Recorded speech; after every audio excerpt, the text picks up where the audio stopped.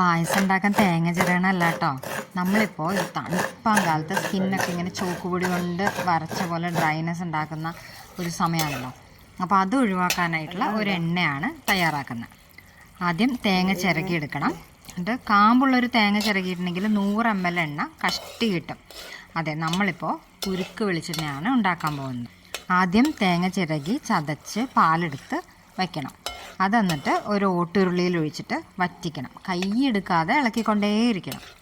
ഇളക്കി അങ്ങോട്ട് കൈയുടെ കുഴ തേയണ പോലത്തെ ഒരു പരുവാകുമ്പോഴേക്കും കോരി കുടിച്ചാലോ എന്ന ടെംപ്റ്റേഷൻ തോന്നിപ്പിക്കുന്ന അത്ര കൊതിപ്പിക്കുന്ന മണം വന്നു തുടങ്ങും.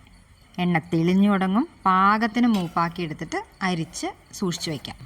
അത് ഈ ഉരുക്ക് വെളിച്ചെണ്ണ എന്നുള്ള പേര് വന്നതേ മനുഷ്യന് ഉരുക്കുന്ന വെളിച്ചെണ്ണ ആയതുകൊണ്ടാണോ എന്ന് സംശയം തോന്നും. അത്രയ്ക്ക് കഷ്ടപ്പാടാണ് ഇത് ഉണ്ടാക്കാനായിട്ട്. പക്ഷേ ഈ ലാസ്റ്റ് കിട്ടുന്ന പ്രൊഡക്റ്റ് ഉണ്ടല്ലോ, അത് ഭയങ്കര സൂപ്പറാണ്. അതിൻ്റെ ഗുണങ്ങളൊക്കെ പല പ്രാവശ്യമായിട്ട് ഞാൻ റീൽസായിട്ട് പോസ്റ്റായിട്ടൊക്കെ ഇട്ടിട്ടുണ്ട്. വാങ്ങണം എന്ന് ആവശ്യമുള്ള ആളുകൾക്ക് മേധയുടെ നമ്പറിൽ കോൺടാക്റ്റ് ചെയ്യാം.